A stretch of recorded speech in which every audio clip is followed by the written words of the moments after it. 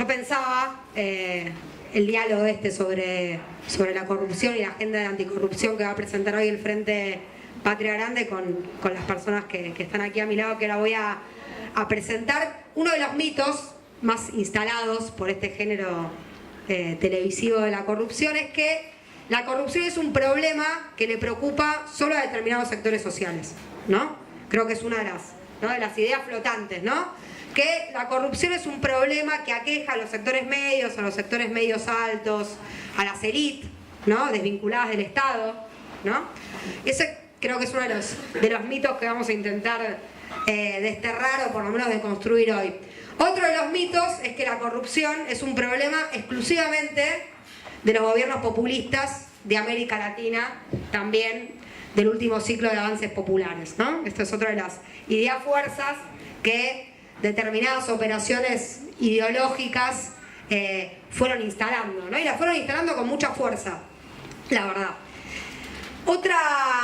Otra idea fuerza, también medio mítica que se fue instalando, yo combino porque son como ideas y mitos que desde izquierda a derecha pero conviven, ¿no? Algunos los propagan más de la derecha, otros los propagan más desde la defensa de los procesos judiciales, pero son como todos mitos que van conviviendo en la escena mediática y en este género que yo insisto en llamar telenovela.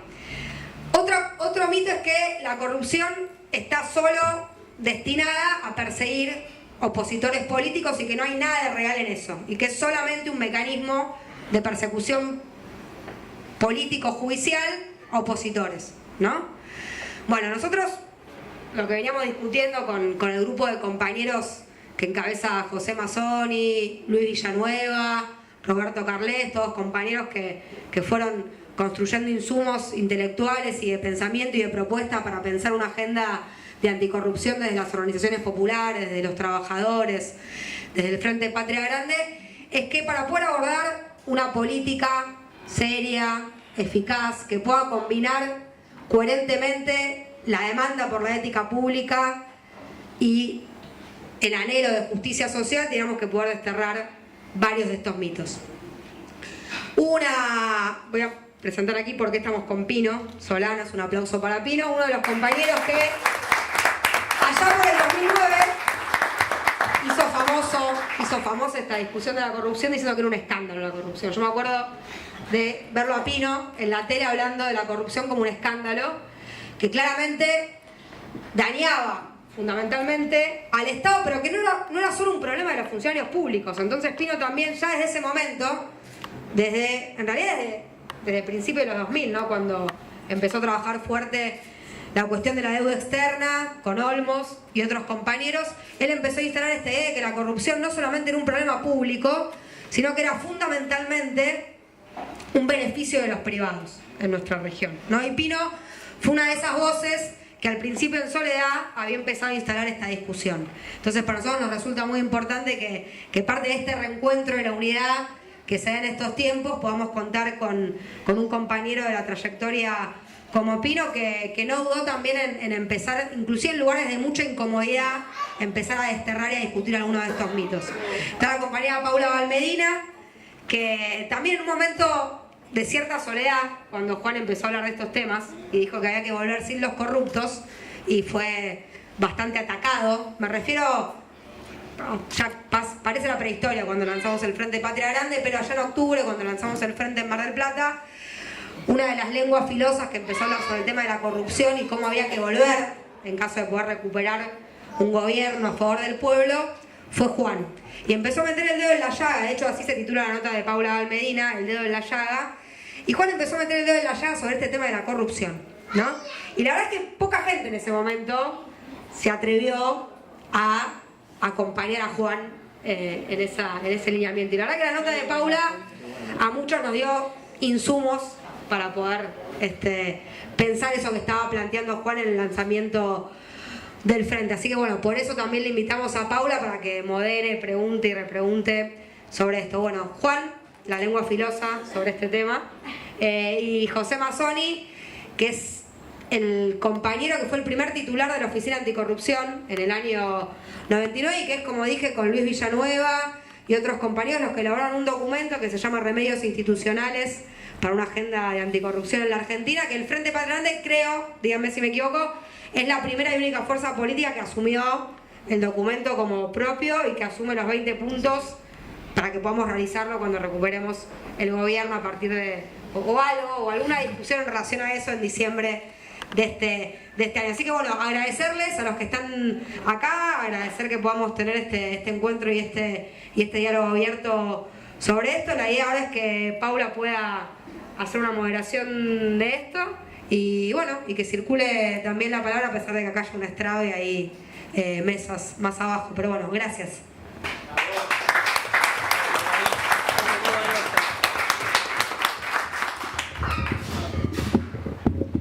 Bueno, buenas noches. Muy lindo estar acá, muy interesante el planteo. Yo les cuento que recibí, en general no pasa nunca que uno viene a una charla y recibís un documento de 20 páginas que me contó acá Gaby, que es producto de una elaboración colectiva entre varios compañeros, como mencionaste, ¿no? La corrupción hace un remedio institucional. Así que bueno, eso, destacar eso, venir a una charla en la cual hay un documento elaborado colectivamente con muchísimas ideas sobre esta cuestión. Y decir dos cosas, en realidad muy breves, porque está claro que los que saben del tema son los que están acá, y yo tengo que moderarlos, además esa es mi función. Sobre el artículo, un poco que aclaro también que lo escribimos con Martín Rodríguez, juntos. Más cerca el micrófono, no, esto no. Ahí va. A ver ahí, sí, ¿se escucha? Buenísimo, perdón. Bueno, lo escribimos con Martín Rodríguez y que sí, y que el punto de partida, lo voy a moderar, por favor. No, quería apagarlo para que se escuche más ese. Pensé que era como el agua que apagás una canilla y sale más. Pero no fue así. Bueno, es verdad, la misiva de Juan, no sé qué fue el año pasado, noviembre, octubre, ya parece un siglo, ¿no? De ese momento. De la nada salió y dijo: la queremos a Cristina, sin corruptos ni oportunistas, más o menos. Por lo menos eso fue lo que más circuló, como suele pasar con los medios, recortan rápidamente algo. Y dijo otra cosa, junto con esas declaraciones, que algunos medios la tomaron, que fue: queremos a los pobres en lugares políticos. Las dos cosas se dijeron juntas. A mí me pareció muy interesante que las dos cosas esas se dijeran juntas. Y bueno, y entonces con Martín Rodríguez escribimos ese texto, El dedo en la llaga, que fue liberador. Fue liberador porque la verdad es que en esos días, cada vez que alguien nos hablaba de los bolsos de Julio López, teníamos como que mirar para otro costado y cambiar de tema. Y la verdad es que en el campo nacional, popular, de los movimientos sociales y las agrupaciones de izquierda y del peronismo, está lleno, está plagado de ejemplos, de referentes que viven austera y honestamente. Entonces, la verdad es que fue liberador esto como consigna política. Cristina, un proyecto político que Cristina encarna, pero sin corruptos. Y eso dicho junto con religar la cuestión de la clase en la política, la clase trabajadora, la clase pobre en la política. Entonces, la verdad es que todo ese planteo nos pareció como muy importante. Y en ese punto yo quería destacar esto que decía Gaby al principio, que me parece que está bueno. Hasta ese momento el tema de la corrupción parecía ser únicamente un tema de puristas, ¿no? De aquellos que no entendían que la política es barro, que hay que meterse en el barro de la política, que no era el barro de las barriadas, era el barro de la guita. Y que hay un itinerario largo, ¿no?, de esta relación entre política y guita, que es complejo, que no lo vamos a poder sintetizar, ni quiero sintetizarlo acá, pero sí decir, porque lo dice muy bien este documento que ellos enviaron, que la corrupción es un problema social de enorme envergadura que nos debe involucrar a todos, que está diseminada socialmente, pero también está concentrada en algunos vértices, y que el gran vehículo de la corrupción es el poder económico, que es un poco también lo que expresa el flyer que invita a la actividad, que muestra la parte de arriba y de abajo de la mesa. Entonces, Todo eso me parece que es muy importante. ¿Y por qué nos involucra tanto la corrupción? En principio como algo muy elemental, porque los fondos y los recursos públicos son escasos y las necesidades hoy en la Argentina son enormes. Hoy a la mañana se presentaba la campaña, se lanzaba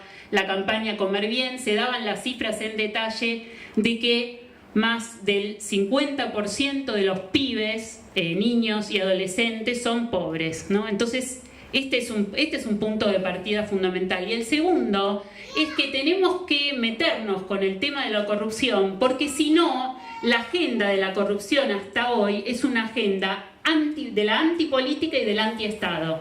Estas son las dos características que tiene hoy la agenda de la corrupción, porque apareció ligada a las reformas estructurales, la agenda de la anticorrupción. Entonces corrupción resulta que es populismo, como decía Gaby, corrupción es Estado grande, es empleo público, es regulaciones. Todo eso está asociado a la corrupción. Entonces tenemos que hacer la enorme tarea de construir una nueva definición social sobre la corrupción, que supone en todo caso tratar el problema de cómo se articula el campo político con el poder económico.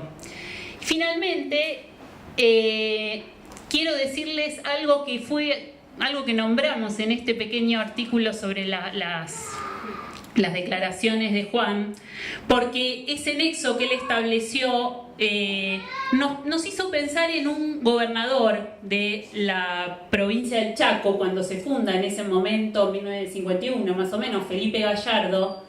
En ese momento la provincia del Chaco se llamaba Presidente Perón. Perdonen que mi origen peronista haga que diga estas cosas. Y este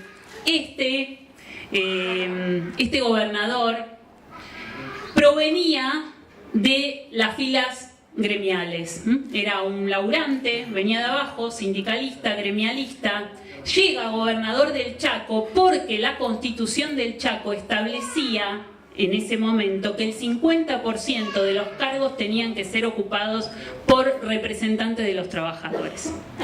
Entonces llega en esa condición su primer acto de gobierno es pedir al fiscal que le realice una declaración pública de bienes. Y en un documental muy bonito que hay sobre la vida de Felipe Gallardo, dice muy emocionado el fiscal, que es muy grande, es muy mayor, él declaró un carro viejo, una heladera querosén y una bicicleta y algunos otros objetos del hogar. Era la declaración, dice este fiscal, de un obrero, era la declaración de un proletario. Y ese gobernador fue el que llevó adelante en muy poco tiempo algunas transformaciones que hoy siguen siendo determinantes en el tejido social del Chaco, porque por ejemplo realizó grandes expropiaciones a latifundios, entre otros a los Bunge y Bon, que repartió entre los pequeños productores. Entonces me parece interesante traer esto porque nos permite religar la clase trabajadora, la ética y la política. Y bueno, con eso sí me gustaría, no sé si primero pasar un videíto para después escucharlo a Pino, ¿no? Que ese es el orden que acá dijo Gaby. Bueno, buenas tardes a todas, a todos. Yo celebro esta iniciativa porque la corrupción es uno de los temas graves de una nación muy degradada en los principios, en los valores, en las prácticas. Y a la vez, por supuesto, esa marea corrupta o ilegítima pegotea a toda la clase dirigente, pegotea a las corporaciones económicas y pegotea a toda la política. Y pegotea también a una parte del sindicalismo, ¿por qué no? Entonces, este es un tema mayúsculo, no de la Argentina, es un tema mayúsculo contemporáneo. donde en todos los países estalla focos de corrupción, en todos. Por supuesto, hay corrupción hormiga, en el robo hormiga de la mercadería, en ofrecerte un pesaje que no es el real, y todas las pequeñas tramoyas o cosas que se hacen al costado en una sociedad que yo la divido en dos. La divido en dos. Hay la sociedad, el país oficial o el país de la careta, que sale respetuosamente en los... Es decir, cuida muchísimo en su imagen y en la información, en los medios de comunicación. Es decir, prácticas de corrupción estudiadas por profesionales. Uno de los principios, si Argentina recuperara lo que no ingresa al Tesoro Nacional por contabilidades duplicadas, es muchísimo dinero. Hay varios que han hecho algunos cálculos y podríamos decir que alrededor de 40.000 millones de dólares, de entre 40 y 50.000 millones de dólares, se van en estas manipulaciones de las contabilidades paralelas. El país oficial. En ese país, frente al país oficial está el país de la verdad. Es decir, el empresario, el profesional, el técnico, el trabajador, efectivamente le roban su dinero de manera legal. Le roban su dinero al trabajador cuando le prometen una tasa de inflación y a fin de año descubre que es 3 o 4 veces más de lo que se había previsto. El que cerró salarios en marzo del año 18, a fin de año la inflación estuvo en 47% y no hubo reajuste. Entonces, hay un robo permanente hacia el conjunto del país, subterráneo y que no se nota. Frente a ese país oficial, con sus instituciones complicadas en el manejo, especialmente el Poder Judicial, el ciudadano de a pie opta por el país del arreglo. Hay un país falso que está arriba y que el ciudadano se defiende leyendo entre líneas sus comunicados y sus acciones. Y después está la inmensa mayoría de la población que resuelve sus problemas con arreglo. No te preocupes, nos vamos a arreglar. Es mejor arreglarse que pasar por las instancias judiciales. Todo es un arreglo.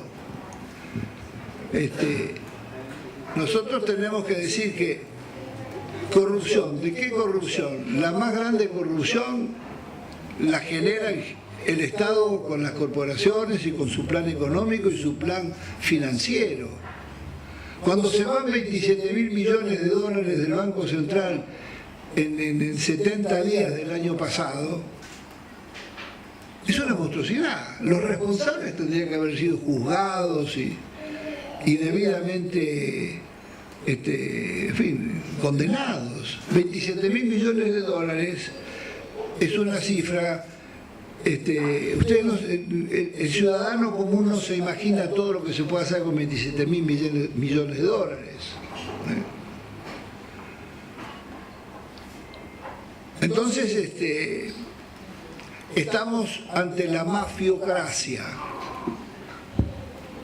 Hay una capa dirigente absolutamente ligada con los intereses de las grandes multinacionales y corporaciones que diagrama el país y lo diagrama al país, no pensando en vamos a transformar la Argentina en beneficio de los 43 millones de habitantes. Esa clase dirigente piensa en función de cuáles son los negocios que podemos hacer. Y nos venden el relato que son negocios realmente beneficiosos para el país. Esta autopista que inauguraron ayer, o la de Puerto Madero, ¿cómo se llama la autopista? Bueno, la del Bajo. Curiosamente, la investigación, las primeras lecturas sobre las obras, quienes las realizaron, están los Calcaterra. Están las empresas ligadas a la familia de Macri. Entonces, estamos en problemas. En todas partes del mundo, la corrupción es una epidemia. Por eso aquello de vendernos la idea de que este es el país maldito, no, la corrupción está absolutamente ligada y fomentada y engordada por el modelo capitalista de producción que tenemos y por el tipo de distribución y el sistema tributario que tenemos. Cuando se llega a la paradoja de querer cobrarle impuestos a las ganancias al trabajador, pero además del trabajador al jubilado, ya es una cosa que excede todos los, en fin, todo lo que uno puede imaginarse.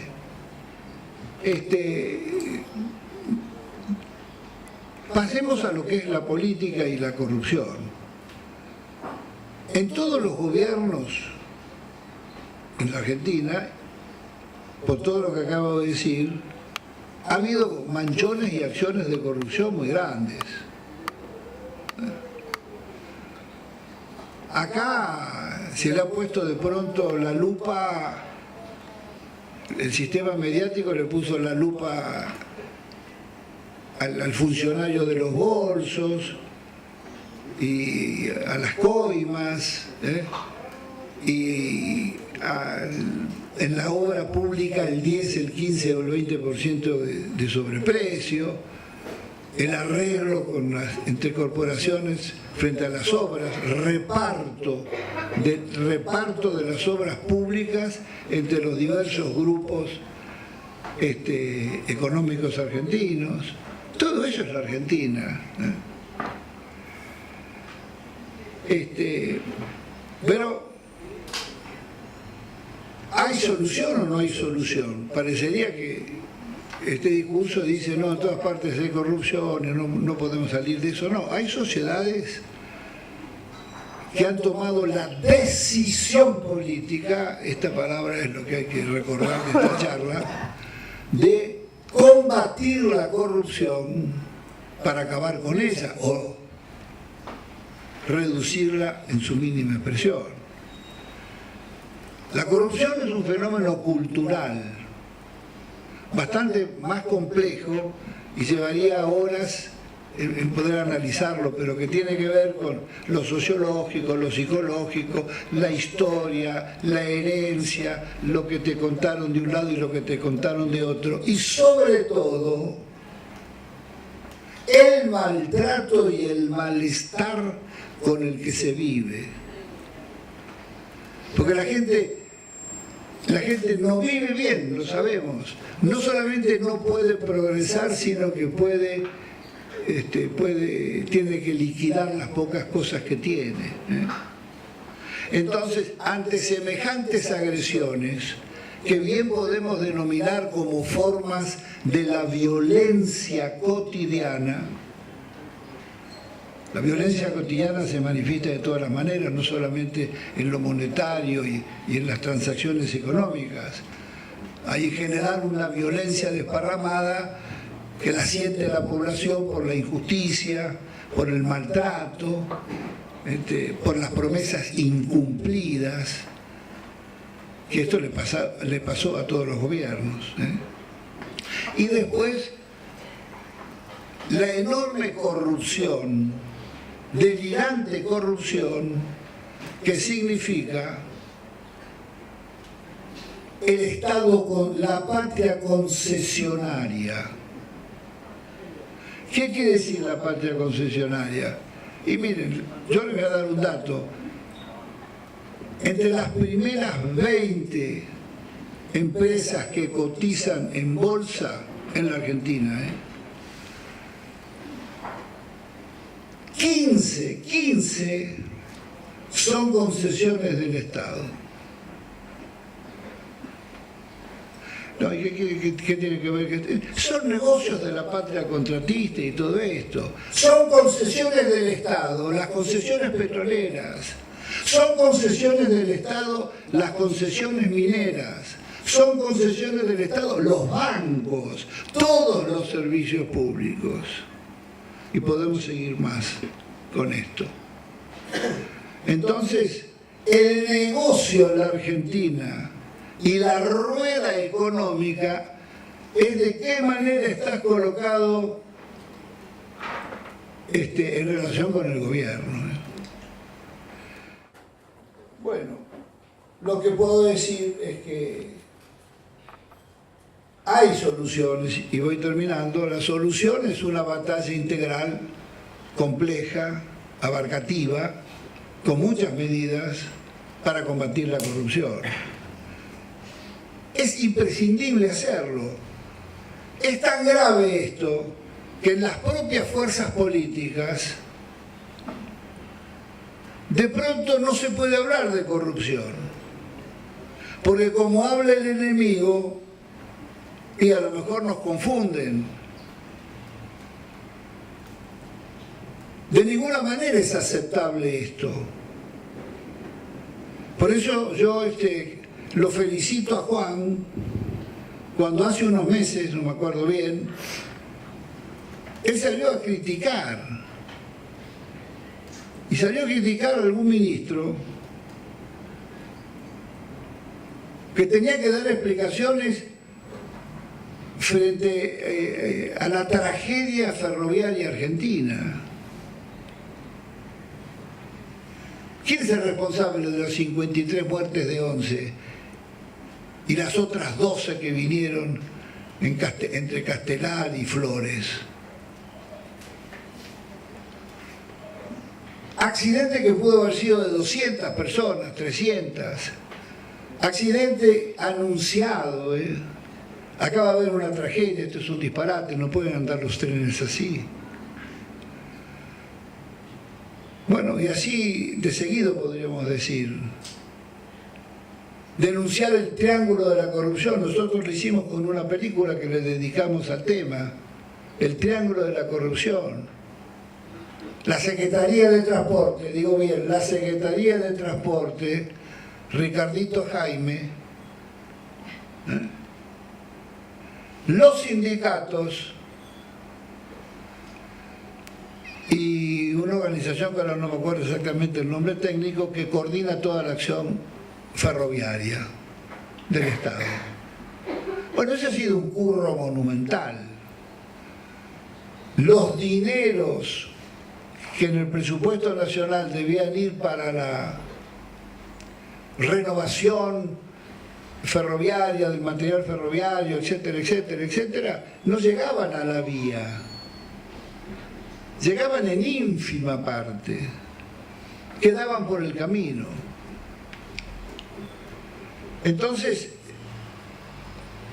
yo creo que hay que criticar, que es imprescindible la crítica y la autocrítica. Podemos discutir, bueno, hay maneras de criticar, no es necesario de pronto ponerse con un megáfono en la plaza, pero las organizaciones políticas, las que tienen la audacia de prometerle a nuestro sufrido pueblo una vida mejor, ¿me entienden lo que digo? Tienen la obligación de señalar los actos y los comportamientos y métodos de corrupción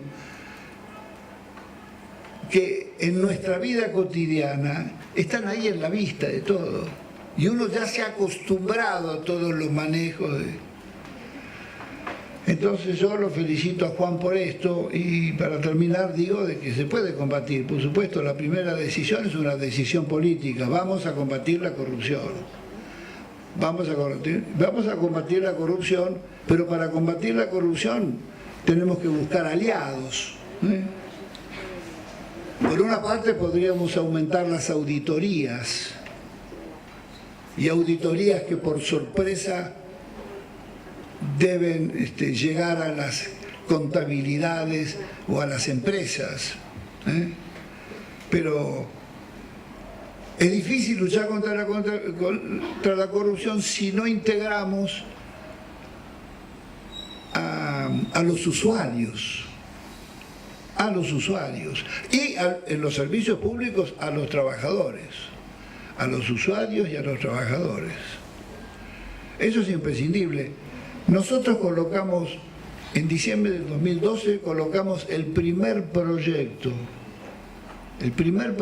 que se presentó en el Congreso de ley, proyecto de ley, de declarar imprescriptibles los delitos de corrupción cometidos en el ejercicio de la función pública contra el patrimonio público. Por supuesto, esa ley no se trató nunca. Ahora, todo se ha degradado tanto que yo la imagen que tengo, la metáfora que tengo, es que vamos arrastrando con piolines una serie de cachivaches que son de terror esos, y somos incapaces de enfrentarlos por diversas razones. Y no, esto no es político, hoy lo vamos postergando estos debates. El movimiento popular, la expresión o la representación de los trabajadores,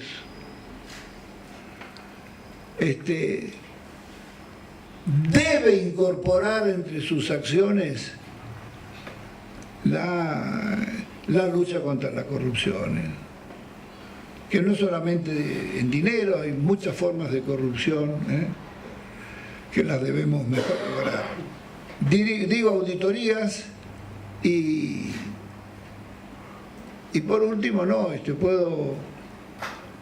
puedo decir que es imprescindible la reforma judicial, es imprescindible la reforma institucional en la Argentina, reforma institucional, reforma del Estado, no para achicarlo o regalárselo a los CEOs y funcionarios formados en las corporaciones. Nosotros necesitamos, frente a ese flagelo, bueno, vamos a crear la carrera de la función pública de nivel universitario. Varios países europeos tienen estas facultades, por ejemplo Francia, entre las famosas 5 Les Grandes Écoles de la Universidad Francesa, donde está física, filosofía y literatura, en fin, son 5. Una de ellas es la Escuela de Administración Pública. De ahí surge la clase dirigente francesa.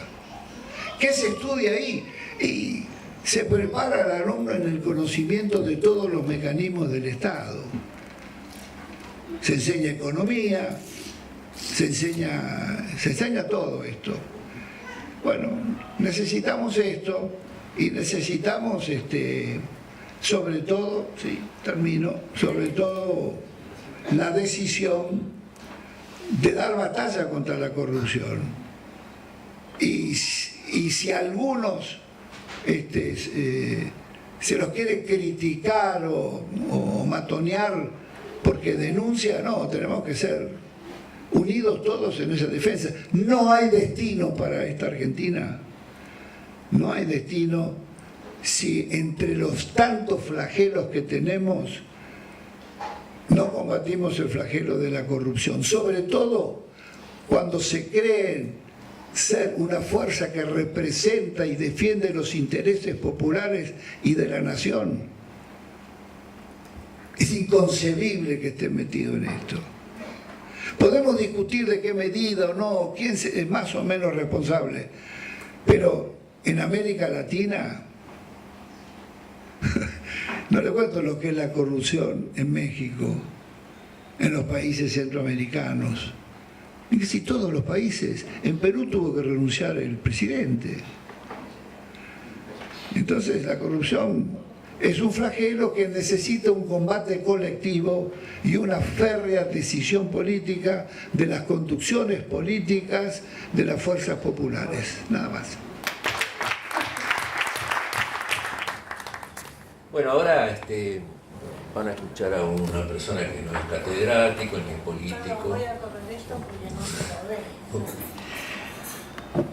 Decía ni catedrático ni político, pero bueno, he tenido muchísimos años, más de 4 décadas trabajando para el Estado y siempre tratando de hacerlo bien y sobre todo entendiendo lo que hacía. Bueno, hoy dijeron que yo fui el primer titular de la Oficina Anticorrupción. Cuando la crearon, en la cresta de la ola de la alianza que llevaba casi como bandera principal la lucha contra la corrupción, porque se había difundido mucho a nivel popular el colgorio menemista y bueno, habían transcurrido las privatizaciones y, en fin, había una conciencia popular muy fuerte, muy grande de que había una malversación generalizada del dinero público por parte de los funcionarios y, bueno, eso fue una bandera importante. Por supuesto, no se maneja un gobierno ni puede ser centro eje de una política la lucha anticorrupción, que lo era la alianza. Más allá de que es absolutamente fundamental tenerla, no puede ser el eje. Y bueno, comenzamos la tarea y la primera, bueno, aparte de encontrarnos con un fenomenal descalabro de la utilización de los fondos públicos y de saqueo y realmente impresionante, había algunas cosas que tienen que ver con lo que se mencionaba al principio. Me llamaba la atención que esta actividad de la oficina, nace la oficina, se firma un pacto interamericano de lucha contra la corrupción, el Banco Mundial le aporta a la oficina una cantidad importante de dólares para funcionar, para ayudar a traer, en fin, para utilizarla en sus propósitos. Me invitan a Estados Unidos, la directora del Banco Mundial me invitaba a sus reuniones. Acá, ¿qué pasa acá? Y ahí fue cuando, como les decía, tratando de entender que lo que hacía y cómo lo hacía mejor, creo que lo que había empezado es la construcción de una subjetividad colectiva, la construcción de una idea fuerza que pasaba, que había sido obviamente creada en el imperio por las fuerzas de tarea del imperio, y que consistía en convencernos a todos los latinoamericanos de que el fracaso del neoliberalismo que había ya aparecido en el 2000 era culpa de los políticos corruptos. No era culpa de ellos, era culpa de los políticos corruptos y sobre todo de la política. Eso no tiene nada que ver. Y toda la actividad de la OA, de la convención, de todo, estaba dirigida contra los políticos y contra la política.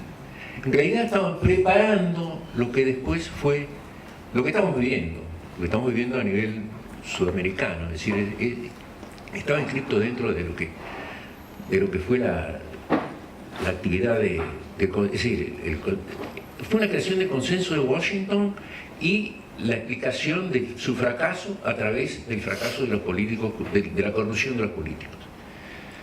Blanco eran los funcionarios.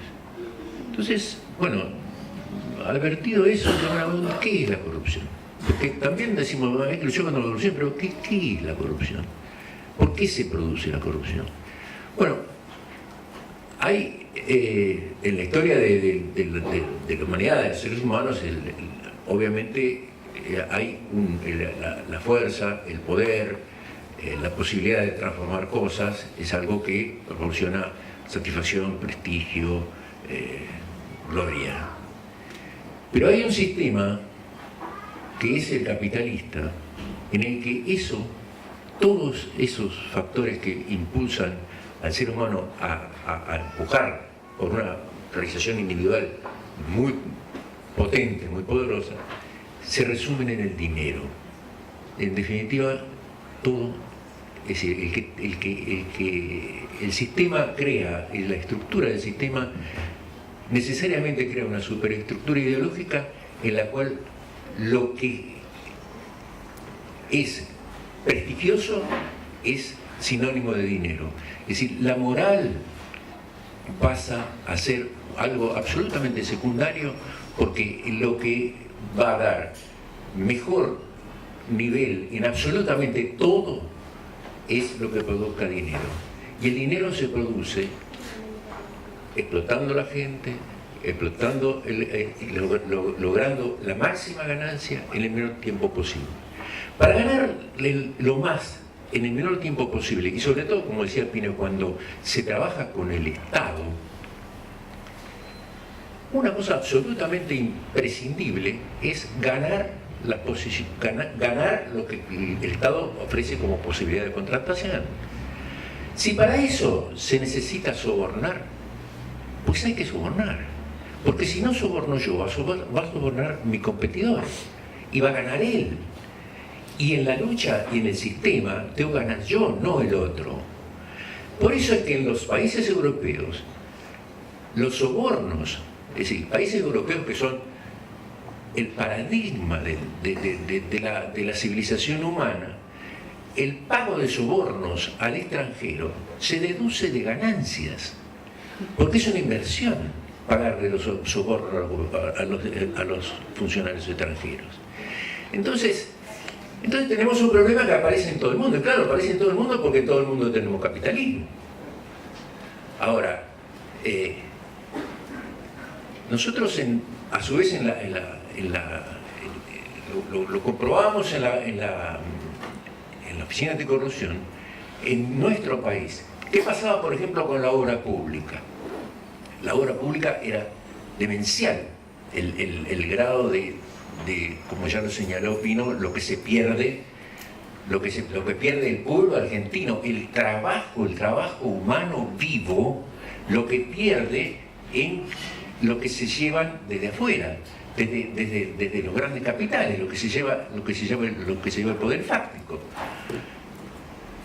Lo vimos, por ejemplo, y no solo con por ejemplo, las empresas públicas. Las empresas públicas que lograron la concesión no las empresas públicas, empresas privadas, quiero decir, que lograron la concesión de los caminos del país. Los caminos del país primero los arreglamos nosotros a través del organismo estatal, los pusimos a perfectamente condiciones y después se los cedimos.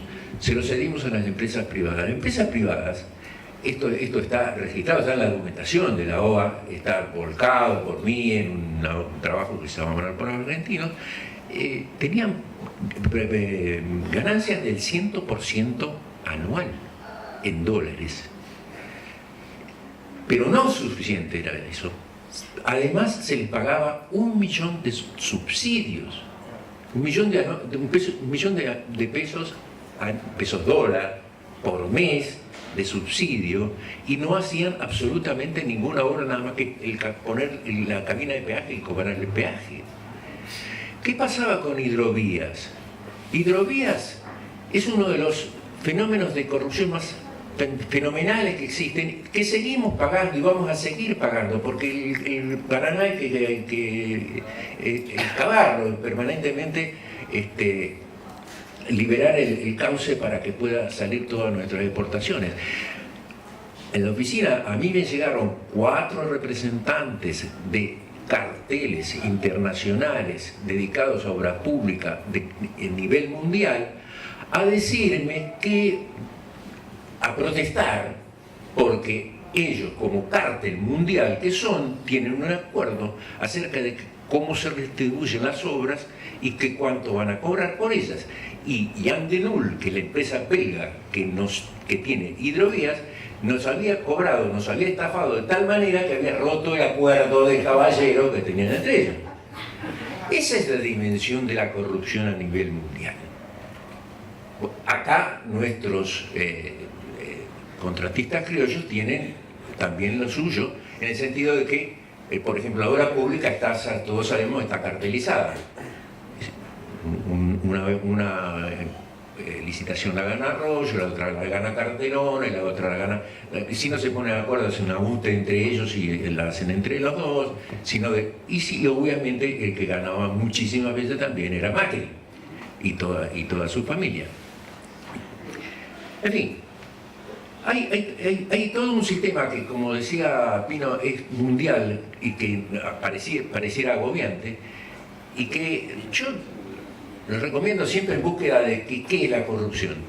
Si nosotros vemos, por ejemplo, en el libro de Piketty, El capitalismo del siglo XXI, nadie salió a discutirle a Piketty, nadie le dice que no a lo que fundamentó, pero sobradamente, con enorme cantidad de documentación y con cuentas y contabilidad y leyes de probabilidad y etcétera, acerca de que si sigue así la cosa, en el año 2100 más de la mitad de los bienes de la tierra van a estar en posesión de un 10.000 millonésimo de la población, un 10.000 millonésimo de la población va a tener más de la mitad, si siguiera todo esto así. Este es un sistema de una corrupción fenomenal que nos lleva directamente a la destrucción masiva. Por otra parte, tenemos, y yo lo recomiendo vivamente, que vean este tema que también se mencionó. ¿Qué pasa con todo ese dinero de alguna manera bueno, va a parar, ya sabemos todos, a los paraísos fiscales? Hay un libro que también lo recomiendo muy vivamente, que se llama Los paraísos del tesoro, que es de un economista inglés que se llama Nicholas Saxon, que tiene una evaluación que también tiene que ver con lo que dije al principio de los funcionarios. De lo que está recaudado, digamos, por los paraísos fiscales, que por otra parte tienen como centro final y último la City de Londres o el estado de Delaware en Estados Unidos, el 3% corresponde a hechos de corrupción. El 3%. El 27% corresponde a delitos de contrabando y compraventa de armas. Y el 70% es elusión impositiva y dobles contabilidades y fraudes fiscales cometidos por las grandes corporaciones. El 70% de lo que está en los paraísos fiscales, aunque, como bien sabe nuestro presidente y todo su gabinete, que efectivamente consiguieron en el gobierno estar directamente haciendo ellos negocios sin ningún tipo de intermediación, sin ningún tipo de pequeños, digamos, entre comillas, pequeños hechos de corrupción.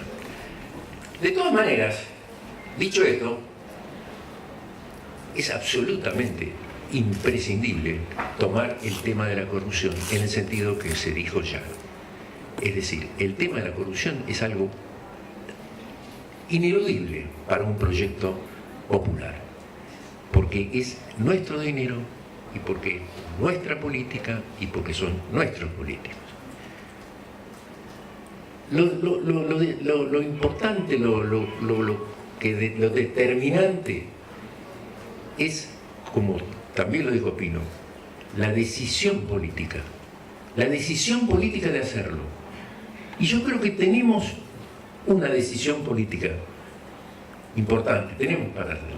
Tenemos una líder que pidió, y esto no se repite, pidió que se hiciera una auditoría de toda la obra pública, incluida la de los gobiernos de Néstor y de ella, y nadie la quiere hacer, porque son ellos mismos los que están en el gobierno los que van a caer si se hace esa auditoría. Y tenemos también, es una líder que también, yo no vuelvo, discúlpenme por la recomendación, hay un artículo en El cohete a la luna del domingo pasado de Juan Carlos Tealdi acerca de la ética en la política, haciendo un análisis del discurso de Cristina cuando ella dice que se va a bajar de su postulación a presidenta para hacerlo de vice. Léanlo, es una lección realmente de ética política. Así que tenemos ya, por lo pronto, la posibilidad de que la líder política tiene esa concepción de la política. Como ya dijo, tenemos ambición de pasar a la historia, no de pasar a tener algún cargo. Partiendo de eso, lo que nosotros tenemos que trabajar muy arduamente desde los frentes nacionales y populares es por una participación popular en todas las gastos que se tengan que hacer, gastos públicos que tengan incidencia en la vida privada. Una intervención popular que deberíamos lograr que legislativamente esté promovida de tal manera que sea condición de validez de lo que se resuelva que haya habido una participación popular, que eso sea promovido de tal manera que si no hubo participación popular en una decisión que involucró gastos públicos importantes, esa decisión no es válida, porque tuvo que haber habido participación popular, que posiblemente va a haber que promoverla, hasta coactivamente en alguna medida. Obviamente tenemos que bregar con un Estado fuerte no grande, sino fuerte, que sea capaz de hacer cumplir las decisiones del pueblo y la necesidad de lo que el pueblo necesita. Tenemos que lograr elaborar instrumentos legales, tenemos que lograr que haya un núcleo financiero. Si tenemos ese panorama mundial, tenemos que lograr un núcleo financiero básico en el que el Banco Central, la AGN, la CIGEN, la UIF estén absolutamente blindadas en su capacidad de actividad y transformación. Hay que, por supuesto, crear, y esto lo vemos estar en el documento al que se refirieron antes, una nueva oficina anticorrupción que esté absolutamente separada del Poder Ejecutivo, que sea autónoma. Pienso que tendría que tener un control parlamentario. Y obviamente, y con esto voy abreviando, porque ya me estoy pasando de tiempo, algo fundamental es el tema del Poder Judicial. El Poder Judicial nuestro es una corporación, yo participé, la conozco muy bien, estuve muchos años allí, es una corporación conservadora, de la que no se puede esperar nada. Por supuesto, estoy hablando en general y no estoy hablando en particular ni de los buenos que hay, ni de los pésimos que tenemos y que todos sabemos que están ahí en Comodoro Pi. Pero en general, de todas maneras, es una corporación conservadora de la que no se puede esperar mucho. Creo que una de las primeras cosas que habría que hacer, que habría que lograr, es la elección, como lo propuso Cristina y salió como ley, es la elección popular del Consejo de la Magistratura. La elección popular del Consejo de la Magistratura. Eso fue ley, lo tiró la Corte Suprema por inconstitucional. Hay un voto en minoría magnífico de Zaffaroni, el único, que les explica, le da una clase de derecho constitucional a todos sus colegas diciéndole por qué, si puede ser que no les guste la ley, pero que inconstitucional no es constitucional y es posible por ley establecer una elección popular del Consejo de la Magistratura, que es lo mínimo que habría que hacer. Todo esto dicho en camino al mediano plazo de lo que yo creo que tiene que ser una nueva constitución, porque la constitución nuestra atrasa. realmente estamos en el siglo XXI y atrasa. Supongo que hemos retrocedido, pero también hemos aprendido mucho. Creo que estamos en una etapa superior, que vamos a hacer un avance superior y que vamos a realmente marchar con éxito hacia un país soberano y más justo. Nada más.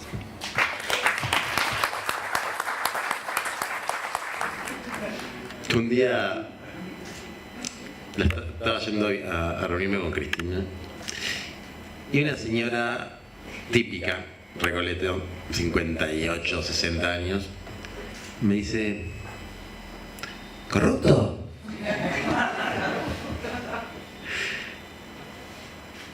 Y no me molestó, pero digo, ¿por qué esta señora me dice eso a mí? A mí este tema me interpela y me desvela. Es un tema muy importante. Para mí, para el presente, para el futuro, por lo menos yo creo que es un tema muy, muy importante.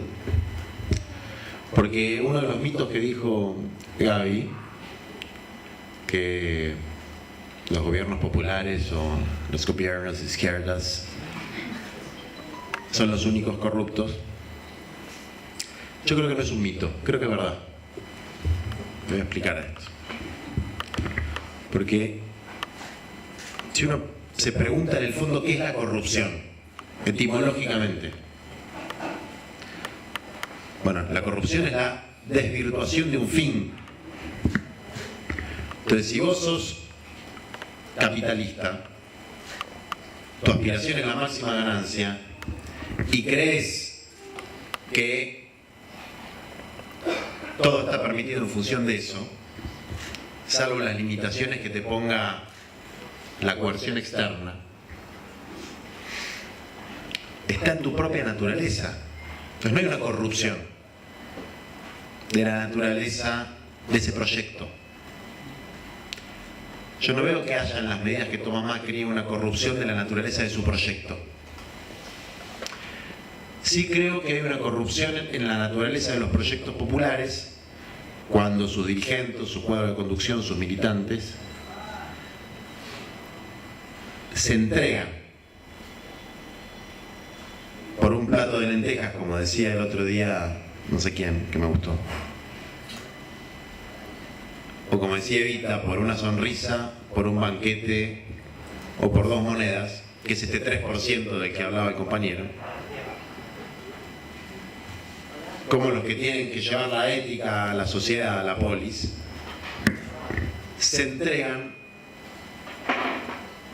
por una triste comisión del 3%, en el mejor de los casos, para defender a la sociedad, en particular a los pobres, de los abusos inherentes al sistema de dominación económica global o nacional. Entonces a mí me interesa mucho más discutir la corrupción en nuestro campo que en el campo rival.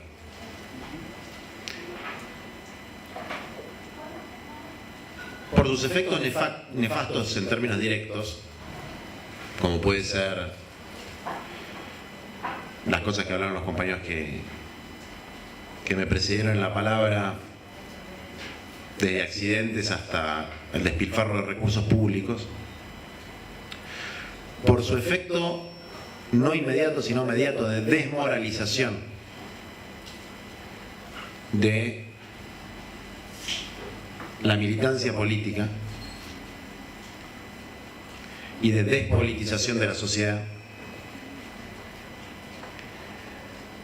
me interpela por el misterio humano que encierra esos procesos,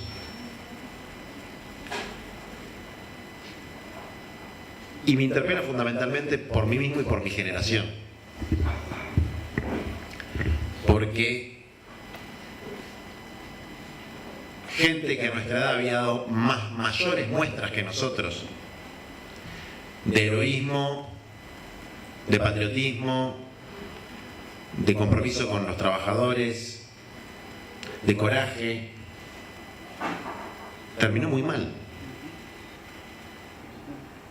terminó muy mal. La generación de los 60 y de los 70, sobre todo los que tuvieron mayor poder, terminaron emulando el estilo de vida de la burguesía que cuestionaba. Con independencia si lo hayan hecho por medios legales, semilegales o ilegales, a mí eso no me preocupa tanto.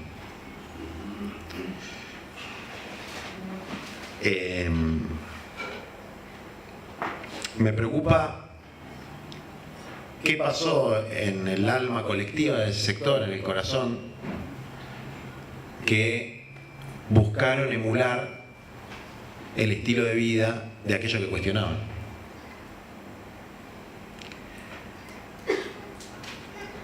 Y me preocupa porque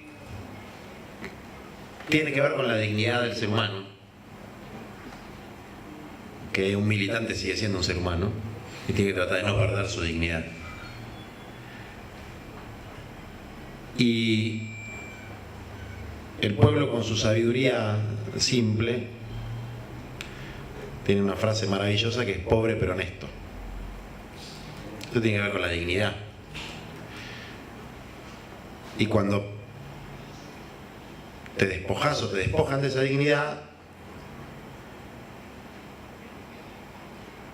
lo más digno que puede hacer un ser humano con su vida, que es luchar por los demás, se trastoca y se convierte en lo contrario.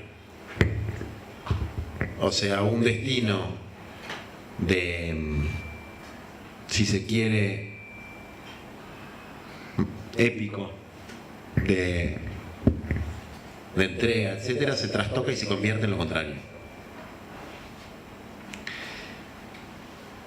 Entonces a mí me preocupa el problema en esa dimensión, más allá de la dimensión específicamente político-estratégica de políticas públicas, etcétera, que también me preocupa.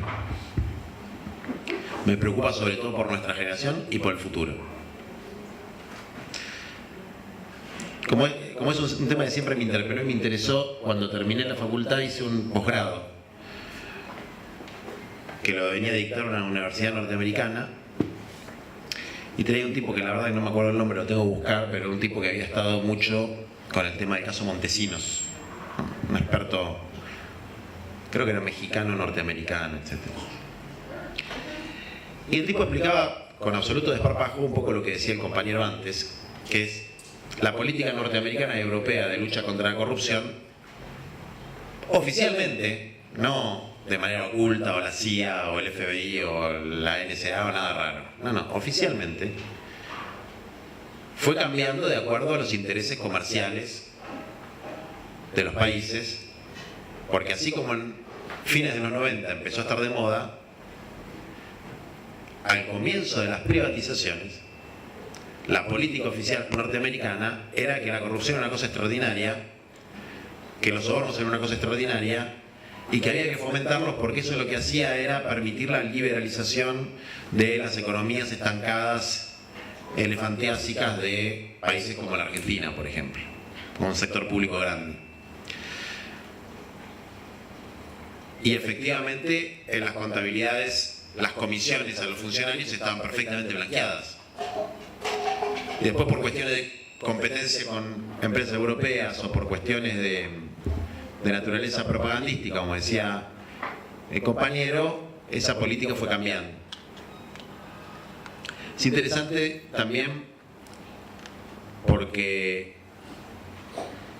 a nuestra militancia, que tiene en muchos casos formación marxista, le está costando últimamente ver detrás de los procesos los intereses reales. Está costando hacer ese análisis, sobre todo los pibes más jóvenes. Entonces parece que las cosas se ponen de moda de casualidad, que el sentido común o que, digamos, no hay intereses detrás de las cosas que se discuten. Bueno, en este caso es más fácil y es muy evidente qué intereses hay detrás de la ofensiva eticista en Latinoamérica. Pero yo creo que es importante tener en cuenta que si no hay elaboración de pensamiento propio, lo que es una corriente que te lleva. Entonces, si te anda Mujica, si no vivís como pensás, pensás como vivís. Si no tenés pensamiento propio, cuando digo propio no es individual sino colectivo, terminás haciendo poquito más, poquito menos lo que se pergeñó en otro centro de poder y que se fue transformando en sentido común por efecto de la reiteración. Yo creo que la corrupción en sentido amplio tiene dos, y en la política, que me preocupa más que en el sector empresario, porque en el sector empresario, insisto, son parte de las reglas del juego, sobre todo para los que tenemos un proyecto de una perspectiva anticapitalista.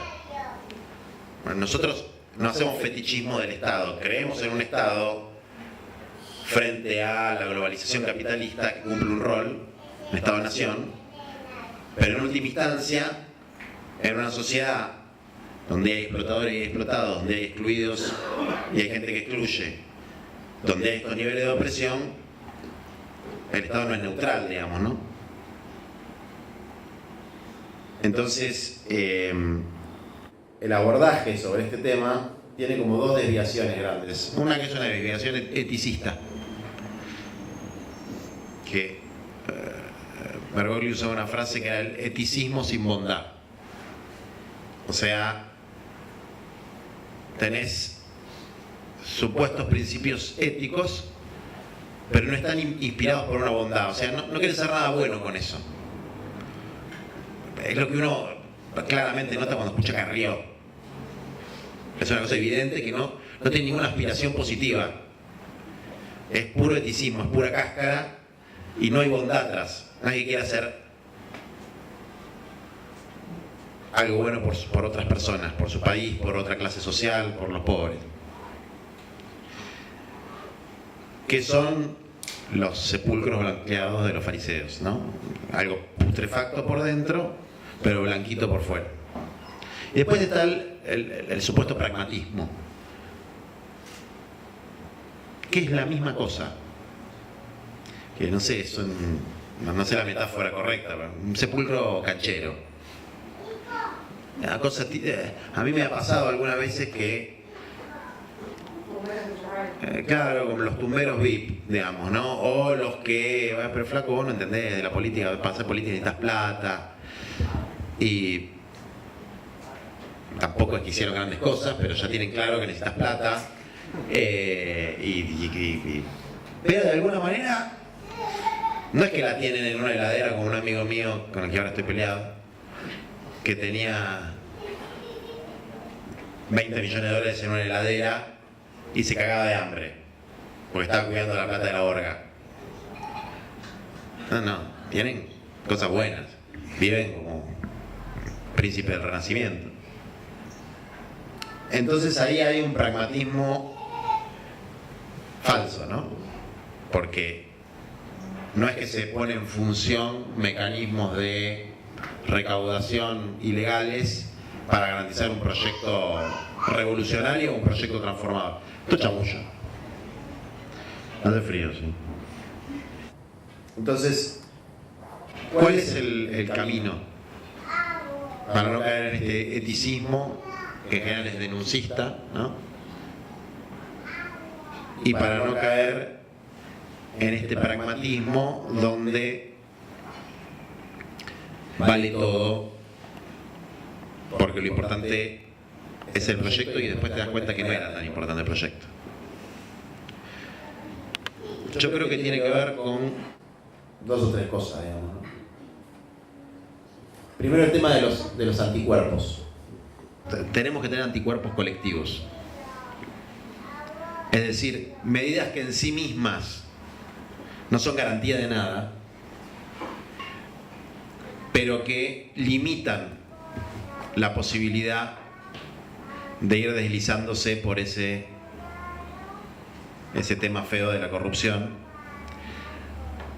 que me parece que empieza a pegar un poco más de grandes que de nuestra edad. Te empieza a pegar más fuerte después de los 45, por el 50, ¿no? No sé por qué digo eso, pero tengo esa sensación. Y uno de los anticuerpos que yo planteo para nuestra fuerza, para el Frente Patria Grande, y no digo que esté bien, que sea lo único que se puede hacer, tiene que ver con la simplicidad de vida, la austeridad o como lo quieran llamar. Es decir, vivir, no te digo que con la heladera querosén y con, ¿qué era el otro que tenía? Y con el carro viejo, pero algo así. Es decir, tener un límite. Es decir, aunque me gane la lotería, aunque sea un brillante cineasta o un, no sé, un gran inventor o un gran ingeniero, si yo soy un militante popular y me he dedicado, he puesto mi vida al servicio de esto, tengo que tener un límite en cuáles son mis condiciones de vida material. Y tiene que ser un límite que tiene que estar en relación a la vida del pueblo trabajador, ¿Por qué digo, no planteo que es una regla universal? Porque alguien podría legítimamente decir, si yo me gano la plata bien y yo quisiera que todo el mundo pueda disfrutar las cosas que yo disfruto, pero en este sistema injusto no se da, no sucede, porque yo me voy a privar a mí y voy a privar a mis hijos de estas cosas, ¿no? Y yo creo que es un razonamiento válido, pero creo que nuestra fuerza tiene que tener una decisión tajante en este tema, o por lo menos su conducción o su dirección, y predicar con el ejemplo en ese sentido. No lo tengo del todo claro, porque si no lo plantearía casi como un, ¿no? Lo haría votar, no sé cómo hacemos, cómo tomamos las decisiones nosotros. Bueno, sacaría un decreto de que un DNU, de que hasta acá y más no, y hasta acá, sobre todo en el estilo de vida. Sobre todo en el estilo de vida. Es decir, pueden tener hasta este auto, hasta esta cantidad de metros cuadrados por miembro de tu familia, hasta esta cantidad de días de vacaciones, o sea, establecer reglas objetivas que funcionen como anticuerpos y como ejemplaridad. Y yo creo que el que dice, bueno, yo he decidido dedicar mi vida a transformar la sociedad, y ese es mi... y quiero que confíen en mí, es un sacrificio muy chiquito para eso. Ahora, esa discusión yo la quiero plantear como una discusión, no digo para hacer hoy, pero para que cada uno, las compañeras se lo lleven, porque creo que es el único antídoto, ¿no? Anticuerpo. Es decir, no hay forma de que te compren si no tenés precio. Y para no tener precio, tenés que tener expectativas económicas limitadas. Es la única forma objetiva de hacerlo. No hay otra forma objetiva de hacerlo. En torno a, digamos, la fortaleza ética intersubjetivamente comprobable del militante o del dirigente popular. Desde luego, si vos planteas esto como una política del Frente Patriótico, vamos a decir, bueno, nos va a ir bastante mal, ¿no? Nos va a ir bastante mal. Y probablemente sea recibida con una cantidad importante de burlas. Pero yo estoy muy preocupado por esto. Porque a mí me tocó ver dos cosas, y con esto voy terminando. Desde luego, si esta charla, si en este momento hubiera una cámara filmando esta conversación, hablaría de otra cosa. O de las medidas que vamos a tomar, que son inteligentes, interesantes y tienen densidad intelectual y política, el trabajo que preparan los compañeros. Entonces hay que Pido un aplauso para los compañeros que prepararon el trabajo y pido que lo leamos. Buen trabajo. Le gustó a Mr. no sé cuánto, Morris. Pero entonces no voy, como no hay una cámara, no voy a decir eso porque sé que todos la van a leer. Yo creo que ya hicimos algo contra la corrupción. Porque de alguna manera empezamos a plantear el tema desde nuestro campo y eso tiene varios efectos. Uno de los efectos que yo noto es que el pragmatismo desfachatado y ahora está de baja. Como que no da a hacerte el mirá, era todo un complot y esto es todo mentira y acá está bien de la guita. Como que cambió la onda con eso, eso está bueno. No sé cuánto va a durar, pero cambió. Pero yo vi, aparte obviamente de la ambición, hay una frase que me irrita profundamente en algunas discusiones que he tenido, que es el tema de las ambiciones legítimas. A mí me parece una barbaridad hablar de ambiciones legítimas. Para mí las ambiciones individuales en un proyecto político no son legítimas, son ilegítimas siempre. Sean de cargos, de guita, son ilegítimas las ambiciones. Después uno puede pensar que él, su compañero, su compañera es la persona mejor preparada para determinar función, pero como ambición, la legitimidad de las ambiciones me parece una monstruosidad. Pero yo he visto otra cosa potente en procesos de pequeña corrupción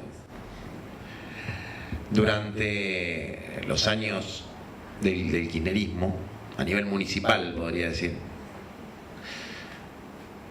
que es la frustración como origen de la corrupción, la frustración de los proyectos y los sueños colectivos. Yo he visto gente más grande que yo hoy, pero que de pibes a los 20, 22, 23 años empezaban a militar en una barriada con un montón de ideales, sueños, etcétera. Después de 4 o 5 años en la barriada se frustraron, los compañeros de la barriada y no les reconocieron mucho su heroísmo militante, los maltrataban bastante y de hecho los extorsionaban, que es un mecanismo muy bueno que tienen nuestros compañeros más pobres, en la extorsión moral.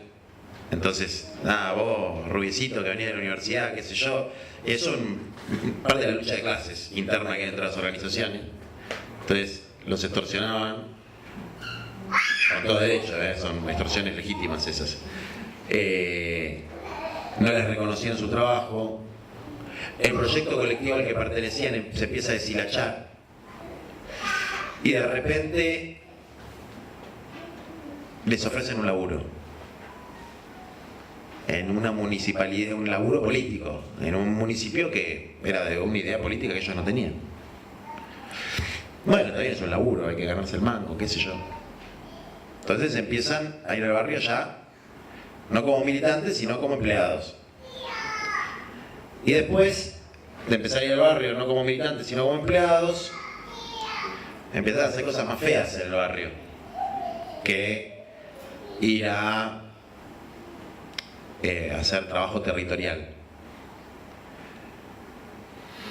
Y empiezan a buscar ese reconocimiento y ese amor,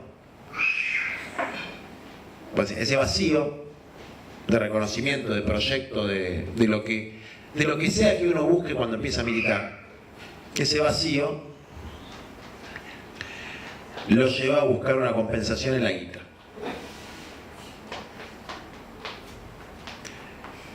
Yo vi eso, vi gente concreta transformándose de esa manera.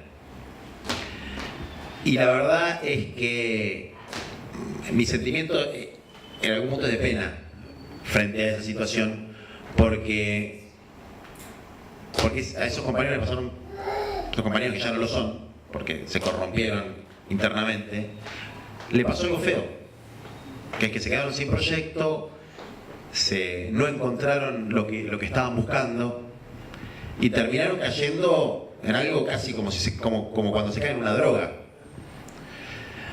Entonces yo creo que un elemento crucial, aparte de ponerse esas reglas medio arbitrarias en algún punto, porque si está autorizado hasta un gol 2014 o 2011 es una arbitrariedad, pero en algún momento, como mayor y menor de edad, aparte de las reglas arbitrarias, que yo creo que hay que ponerlas y que tienen que ser duras,